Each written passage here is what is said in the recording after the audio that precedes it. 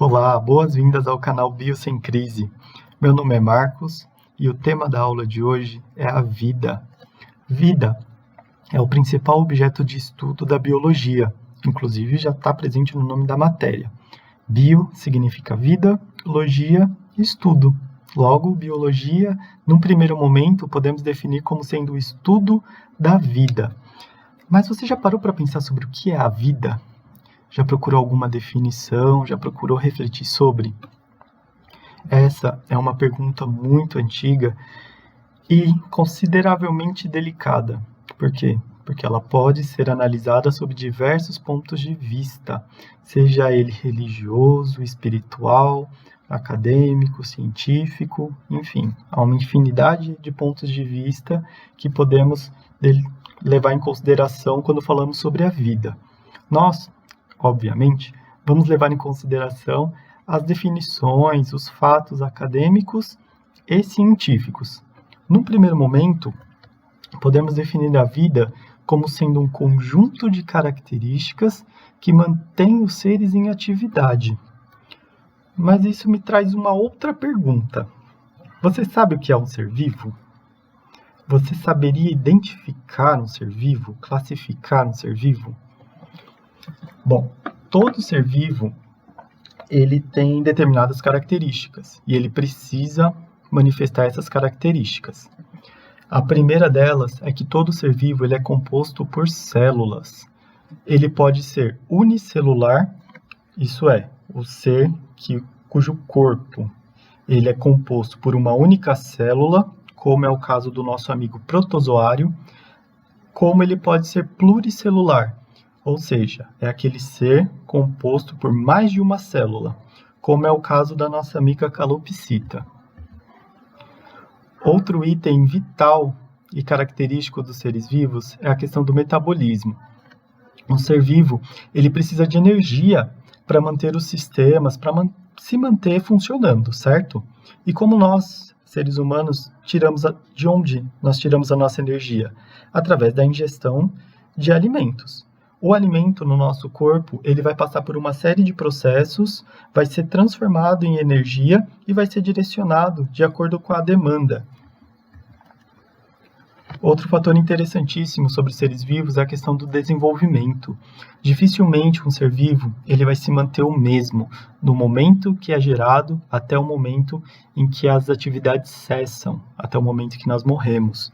Eu trouxe como exemplo a questão do sapo. O sapo ele começa um girino, um corpo mais simples. Com o passar do tempo ele vai sofrendo as modificações, vai gerando as patinhas, a musculatura, o corpo fica mais robusto e por fim ele perde a cauda.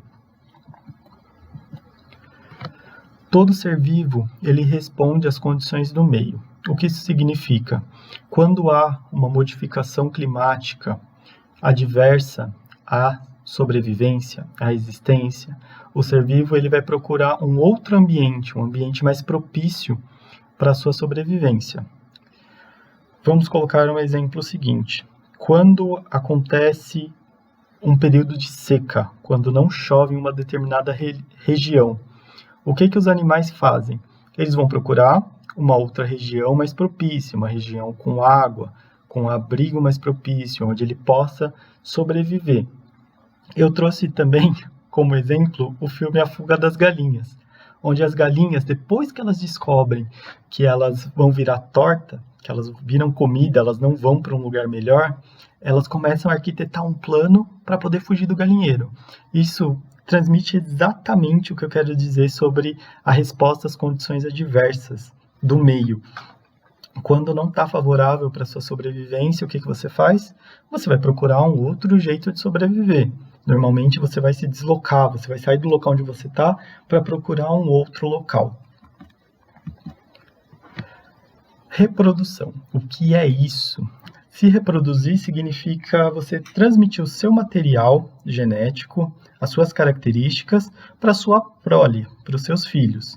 Nós temos a reprodução sexuada, que é aquela onde ocorre a troca de gametas, né? Há o gameta masculino, o gameta feminino, e vai transmitir para a prole, para os descendentes, e também ao tipo de reprodução assexuada, que é aquele onde não há produção de gametas. Evolução. Com o passar do tempo, todo ser vivo ele está propenso a sofrer mutação, que são as mudanças no material genético, mudanças físicas, genéticas, que todo ser está propenso a passar. Para ilustrar um pouco sobre o que é a evolução, eu trouxe a árvore filogenética dos antropóides, né? Uma árvore possível, seria como se fosse a árvore ali dos descendentes. Nós vemos que todos esses seres, inclusive o homem, partilham de um antepassado comum. Tá? Então, não significa que o ser humano ele veio do macaco. Não é isso. O ser humano, o chimpanzé, o gorila, todos nós partilhamos de um ancestral em comum. Então, essa imagem aqui do macaquinho que vira um homem, ela está errada. Realmente, nós não viemos do macaco, mas nós partilhamos de um antepassado comum. Por fim, o item que também caracteriza um ser vivo é a sua composição química. Nós somos essencialmente compostos por 4 moléculas. A primeira delas é o oxigênio, a segunda, hidrogênio, a terceira é o carbono e a quarta é o nitrogênio. É graças também a essas 4 moléculas que nós temos outras moléculas vitais para a nossa existência, que vão ser as moléculas orgânicas. No primeiro momento, eu não vou me aprofundar em cada item, mas nos próximos vídeos nós vamos discutir isso com muito mais clareza e muito mais riqueza de detalhes e material. O objetivo da aula de hoje é situar você em relação aos conceitos de vida e seres vivos e poder identificar cada um desses conceitos.